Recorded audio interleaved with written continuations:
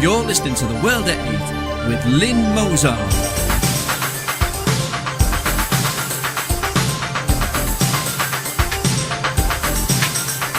The World at 8, the number one in nationalist news.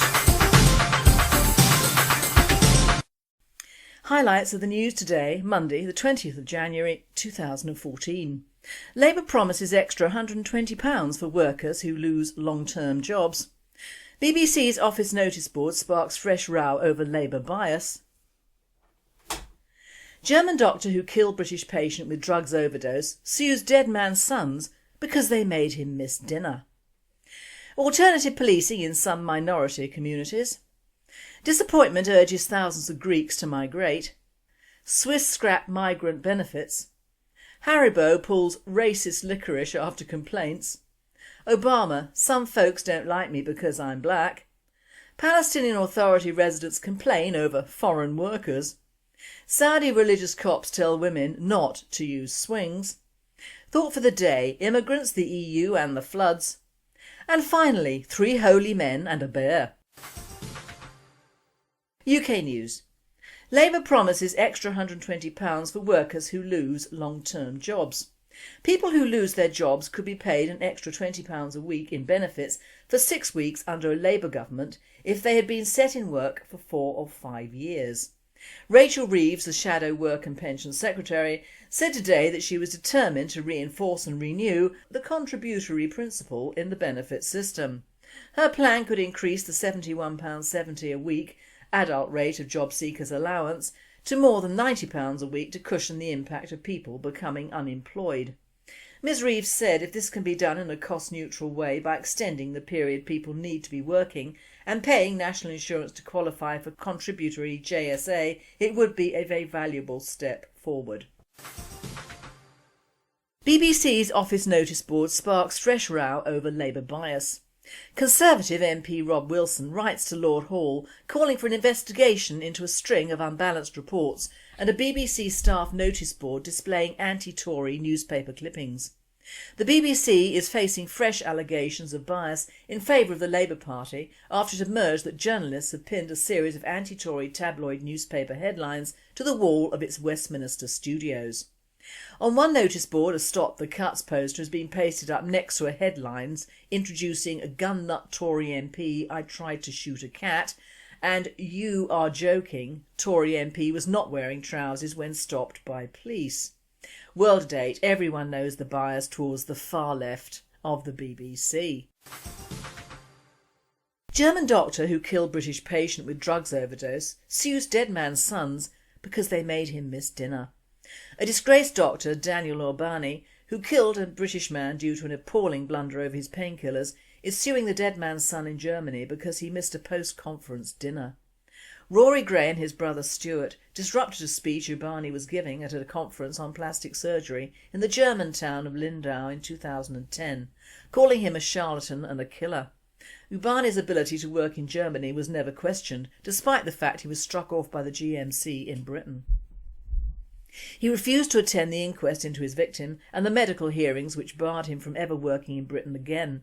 The German Doctors' Chamber, the equivalent of the General Medical Council in the UK, still wants Urbani struck off, but they are powerless to force him to go while he still retains the support of the local authority which licenses him. World at 8. Despite the fact this guy is a German citizen, he is as black as the ace of spades, with all the pompous and cruel attitudes of many of his kind. The Germans have overworked the pro-black angle since the last war and seem to be prepared to put up with this guy. It's a shame he is still walking the streets in whatever country, isn't it? Alternative policing in some minority communities. Tom Windsor, the Chief Inspector of Constabulary, said some communities never call police in cases as serious as murder, instead administering their own justice. Police are never called by certain minority communities because they administer their own justice even in cases as serious as murder, sexual assaults on children, the Chief Inspector of Constabulary, Tom Windsor, has said. He said offences including honour killings and violence, domestic abuse, sexual assaults on children and female genital mutilation were among those not reported to police because communities wanted to deal with them themselves. World at 8, you bet they do. Why do they bother to come to the UK if it were not for our laxness in monetary matters? They really want to live as they were living at home, don't they? They really should either not come here or go home. They must really understand that it is not home from home here and we do things differently. European news. Disappointment urges thousands of Greeks to migrate.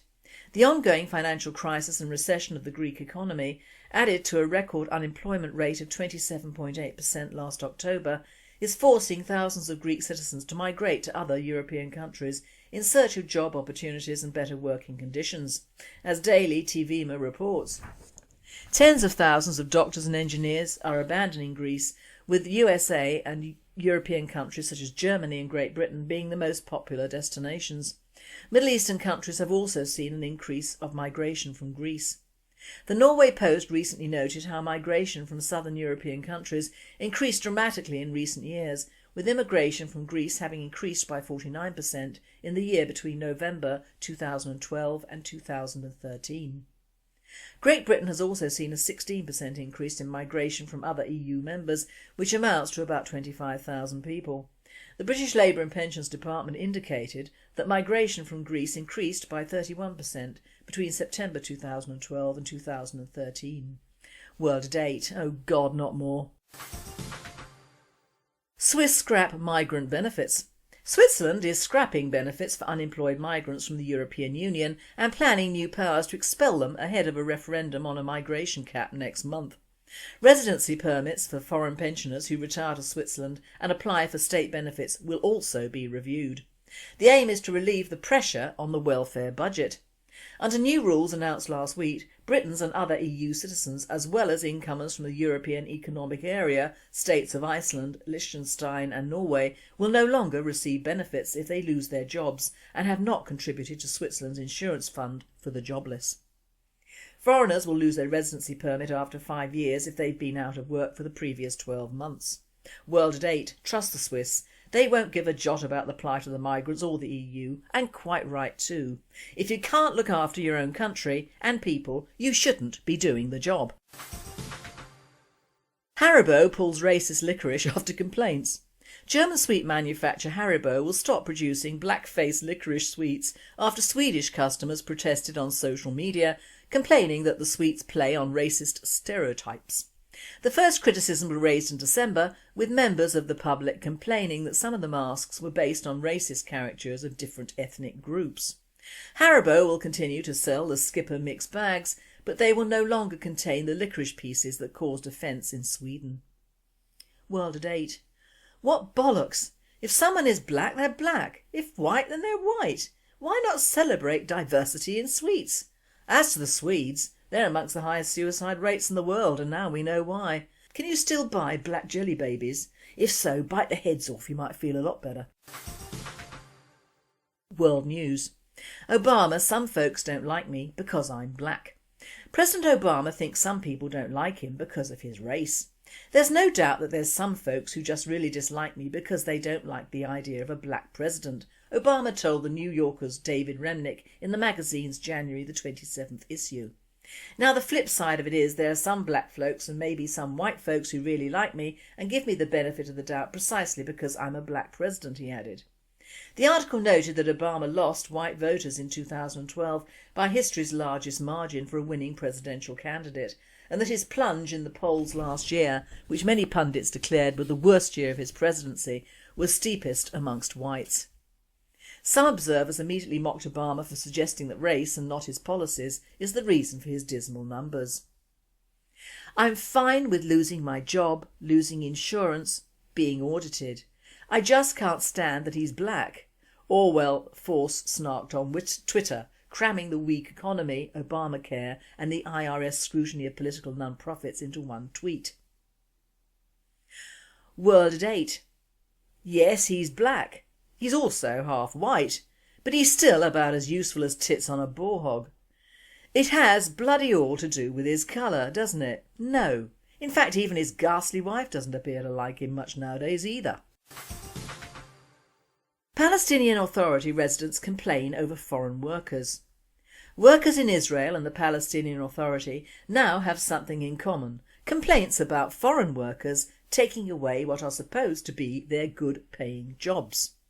According to a Bethlehem lawyer, workers in the city are up in arms over the arrival of a large contingent of Serbian construction workers who are building a project that they feel they should be working on. The project is being funded by Russia, and Bethlehem residents were told that it was to generate dozens of jobs for construction workers. Because of the inability or unwillingness of the new Palestinian Authority to prevent terror attacks against Israel, many PA construction workers who at one time worked in Israel have been unable to get jobs there, as Israel now prevents mass entry of PA workers out of fear that they will be recruited by terror groups to carry out attacks. As a result, most construction workers rely on PA government projects for jobs. Russia offered to build the project in Bethlehem, partly in order to provide jobs for workers. However, Russia decided instead to supply the workers itself and shipped in 350 workers from Serbia and Bosnia-Herzegovina. Saudi religious cops tell women not to use swings. Saudi Arabia's feared religious police entered a public park in the Gulf Kingdom and told women to stop using swings, an act that drew applause and criticism by viewers of a picture showing the men warning some women at the swings. The picture went viral on social networks in Saudi Arabia before it was published by newspapers, showing two men from the Commission for the Promotion of Virtue and Prevention of Vice warning women against using the swings. Saudi Arabia's influential religious police shut a restaurant in the conservative Gulf Kingdom for massive violations, including allowing gender mixing. World at 8. That seems odd. Women can't use swings in front of men, but can have their genitals mutilated for them. Work that one out. Thought for the day: immigrants, the EU and the floods. All the fuss and bother about the so-called new initiative to ponder whether immigrants who cannot speak English should get onto the benefit system is null and void. It'll never come to pass without a nationalist or nationalistic input at high level, and this will not come from either the Liberals or UKIP. It is also rather late, in fact 30 odd years too late, as many of our earlier intakes into this country, having made money, opened their businesses, given houses and land to their progeny, still have wives at home or other clans who still do not speak a coherent version of English at all, and in fact speak only their mother tongues within their own enclaves, and suffice to say, and have been on some sort of benefits all the time. This ruling, if it ever does come to fruition, affects not only new immigrants from Europe, but of course the old guard, whom the establishment are protecting in the form of the police, councils and educational facilities. And the media are to boot in misreporting or underreporting. Interpreters have long since been a bugbear of us in the British National Party because they cost local councils, hospitals et al. A sizable chunk of money, and most are called by local police to help foreign criminals escape being charged, or by social services to get even more money out of the British taxpayers. The cold hard fact of life is that migrants come here to earn, make or steal money, or to work for others of their clans or take our jobs. They do not come here to wear English clothes, adapt the Christian religion, work in English shops unless franchised to members of their tribes, or to integrate in any way, shape or form. So speaking to English is not going to rate highly on their lists. And the yells from the human rights brigades in Brussels and our own lovies will reach the heavens. Most, if not all, immigrants want to rebuild their own countries, religions and cultures in this country. You can see it. They adopt, they adapt and they destroy. They want their own businesses, their own shops, their own temples and their own methods of education imposed on us, not ours on them. But they also want paying for the privilege of doing so, and also we must be silent or we are racists. On a personal note, and not party policy I hasten to add, I believe this particular ruling should have been made when we opened our borders many years ago, along with several others. That of not giving an immigrant baby automatic British citizenship when born over here. Adopting the Chinese ruling of one baby per family for migrants. Strenuous health checks for all newcomers and their relatives brought in later. Specific parts of the UK in which to settle and those areas to be limited. A heavy cap on all immigrants from now on, and in some cases, despite the EU, a complete ban from certain countries. Ignore the Schengen ruling completely. Forbid halal killing and halal foods and cosmetics being performed or imported into the country. Ban all bushmeat and endangered animals from being imported to migrant communities. Education and further education to be paid for by the family, and if students from other countries, immediate return on completion of courses. These may seem draconian, but if these rules had been implemented 40 years ago, we of the so-called far right, and now those of the middle and left, would not have the problems that we have now, and in fact the migrant population, although small, would be able to be integrated and appreciated far more than is the case now, with massive overpopulation and none integration. Although on history and on TV we're told we are all immigrants, and somehow, somewhere, even classic plays and books have acquired Negroes, Asians and Arabs in the most unlikely of plays and places, this is simply not true. Many countries are overcrowded, but with their own tribe and tribes, not from thousands of miles away in the short space of the last 4 decades. Reading the papers and the missing kids, murder and disappearances, and how our streets have altered, the one main factor is immigration to this country. Sure, the media have portrayed slummy white families looking like deliverance on a very bad day, but the vast majority of newcomers are Asian, Arab or Roma, which covers our numbers from many Eastern European migrants. Rachel Johnson of the Daily Mail cried when she visited Lewisham, and Dee, whose money received as a widow with 4 daughters, amounts to $786 per month. One of the heaviest outgoings is her girls' mobile phone top-ups, and although she feeds her girls on the same amount as Rachel's daily coffees, I would suggest she ain't doing as well as she could. I have, and many have lived on far less money than that, and even with children, the magic word is no. There is no money for phones if you want food. Dee is an immigrant of course, and Johnson was blubbing all the way to the bank on that one. Call me cynical if you like. The Indian girl and her poor little dead boy bring to the fore we should not have the amount of people from different cultures that we have even in sodding Scotland.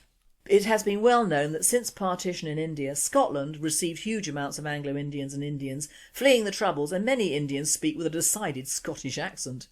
The girl's mother is rich and her stepfather has, in the way of Indians, bought himself into the health and care industry with a 40-room care home facility. Lovely money, and her ma is worth a bit as well.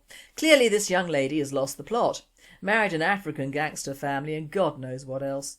Whatever the outcome, we would not have hundreds of idiots wanting to get on the news, searching for and later mourning for a child they didn't know and whose parents they didn't want to know if they hadn't come here in the first place. In short, if your aunt had balls, she'd be your uncle. Still, we cannot cry over what we haven't got the balls to change, so I read a very interesting piece on that other invention of hell, the European Union. Now one piece was very interesting. That so-called MEP Del Singh, who was having a freebie in Kabul and got killed, if ever there was such a fun holiday. What got me was the title, was set to be MEP.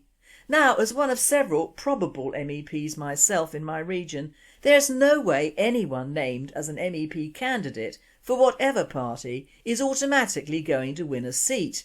Unless perhaps Asian and Labour. So that heading was a bit misleading, unless of course the Daily Mail possesses clairvoyant powers, of course.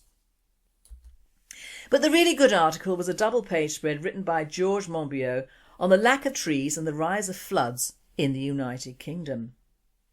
It starts with farmers in Pontbren at the headwaters of the river Severn, Britain's longest river.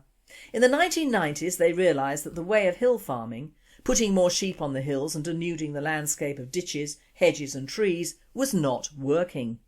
So in short they planted shelters of trees, dug out ponds and used their own compost for bedding more trees. A government official noticed one day when walking over their fields in a rainstorm, the water flashing off the land suddenly disappeared when it reached the belt of trees the farmers had planted, and it appears that water sinks under the soil of trees at 67 times the rate it sinks under grass into soil. I can testify to that, as my back lawn looks like a green waterbed, whilst the soil under my newly planted trees is almost dry. Mobiot states one of the research papers estimated that even if only 5% of the Pontbren land had been reforested, if all the farmers in that catchment did the same thing, flooding peaks downstream would be reduced by 29%. For residents of Shrewsbury, Gloucester and other towns ravaged by the Severn floods, That means problems more or less solved. He's right, as other countries who have indulged in deforestation for either monetary or farming needs have found. It doesn't work if you're subject to rain, and of course most of those countries are, as having rain, otherwise we would not have the forests to cut down. He also reports that all the trees planting grants in Wales have been stopped. The offices responsible for them closed down, and if Welsh farmers want to do the same as the Pontbren ones, they will not only have to pay for the trees themselves, but also lose the money they would have got to farm those lands. And there is the nub of the problem. The unbreakable rule laid down by the EU's Common Agricultural Policy. If you want to receive your single farm payment, by far the biggest component of farm subsidies, the land has to be free from what it calls unwanted vegetation. Land covered by trees is not eligible. These subsidy rules have enforced mass clearances of vegetation from hills. Just as tree planting grants have stopped, the land clearing grants have risen. Even on land so poor that no animals can graze, farmers will be paid to put them there, but to first receive the money they will have to deforest that scrubland, hill or hedgeland. The EU is well known for its stupidity, ignorance or just plain malevolence as far as UK farmers and fishermen go, and this law is just one rule that we could and will have to go without if we don't want to be flooded out every year. But the ruling for our fishermen to throw back dead fish has also been ignored for years, so how does one tackle this particular form of social engineering from the European Union? Mobiot goes on to say, governments can now raise the special mountain payments, whose purpose is to encourage farmers at the top of the watersheds, from £208 per hectare to £371. This should be renamed the flooding subsidy. It pays for the wreckage of homes, the evacuation of entire settlements and the drowning of people and animals who don't get away in time. What he doesn't say is that it also pays for the loss of land, the loss of belongings, the wrath of the people flooded and the hefty amounts of money the insurance companies will earn. Put this ruling and other similar idiotic rulings allowed to dominate our country and its people with the massive immigration we are being forced to accommodate and all the rules around that from the EU, and you have a dictatorship in the form of a benevolent one, which it isn't. And this is despite all the MEPs from various parties in this institution, who are not allowed to do their jobs for their country, even if only a few want to do it and not rock the financial gravy boat. Would-be UKIP voters note. Ergo, I am a tree hugger, and why are we still taking down trees at a rate of knots? Even round Borden I'm sure the Gippos make their money by tree felling, because every month an established tree somewhere around here is felled. Local residents' associations are just as much to blame, as most of their relations run these companies, and in the last 2 years they cut down 2 magnificent Scottish pines. They were around 100 footers, around which the new estate had been built. Both were on raised grass banks, not near pavings or houses or cars, and both were demolished within a year of the other. No disease, but gone. In fact, they were the only things that made that estate look decent and not a place for people with very little money or immigrants. Whilst denuding our landscapes and farms courtesy of the EU, we are also building new builds on floodplains. Just outside Farnham there was a space of fields and they're always flooded in wet weather. There were a couple of old cottages on the road, but now it boasts a huge new estate, no trees, and the waters are at the back of those houses. So whilst farmers are bribed to alter our centuries-old landscape, our greedy builders are doing the same. Paving over gardens or spaces, taking down trees and hedges and building brick walls all encourage rainwater and river water to go elsewhere. And where is that? Back up to the sky or the sea? No, it's forced to go into houses and towns previously untouched by floods, and of course the usual floodplains now being built on. In days of old, when buying a house, you were told all the best places have already been built on. High land is already occupied by castles, large houses or farms. Very low land was left for obvious reasons. Never buy down and never buy on a main road. And if you like a place at 4 o'clock in a winter's afternoon, you will love it in the summer. Point made. But for the EU to bully our farmers into making alterations which do not benefit our country or land is reprehensible in my eyes, as are the politicians who allow it to become law in the UK. Rather like the Human Rights Act, which kicks us in the teeth with monotonous regularity.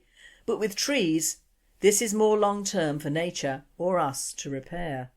Trees, once gone, forgotten, but we will pay the price if we do not take matters into our own hands and stop voting for people who will not change anything if it doesn't pay them to do so. And finally, 3 holy men and a bear. A Catholic priest, a Baptist preacher and a rabbi all served as chaplains to the students of Northern Michigan University at Marquette in the Upper Peninsula of Michigan. They would get together 2 or 3 times a week for coffee and to talk shop. One day someone made the comment that preaching to people isn't really all that hard. A real challenge would be to preach to a bear. One thing led to another and they decided to do an experiment. They would all go out into the woods, find a bear, preach to it and attempt to convert it to their religion. 7 days later they all came together to discuss their experiences. Father Flannery, who had his arm in a sling, was on crutches and had various bandages on his body and limbs, went first. Well, he said, I went into the woods to find me a bear, and when I found him I began to read to him from the catechism. Well, that bear wanted nothing to do with me and began to slap me around. So I quickly grabbed the holy water, sprinkled him, and Holy Mother Mary of God, he became as gentle as a lamb. The bishop is coming out next week to give him First Communion and confirmation. Reverend Billy Bob the Baptist spoke next. He was in a wheelchair, had one arm and both legs in casts, and was on an IV drip. In his best fire and brimstone oratory he exclaimed, well brothers, you know we Baptists don't sprinkle. I went out and I found me a bear, and then I began to read to my bear from God's holy word. But that bear wanted nothing to do with me. So I took hold of him and we began to wrestle. We wrestled down one hill, up another and down another, until we came to a creek. So I quickly dunked him and baptised his hairy soul. And just like you said, he became as gentle as a lamb. We spent the rest of the day praising Jesus. Hallelujah. The priest and reverend both looked down at the rabbi, who was lying in a hospital bed. He was in a body cast and traction with IVs and monitors running in and out of him. He was in a really bad shape. The rabbi raised his tattered and bandaged head and said, looking back on it, circumcision may not have been the best way to start. You've been listening to The World at 8. I am Lynn Mozart and I wish you all a very good night.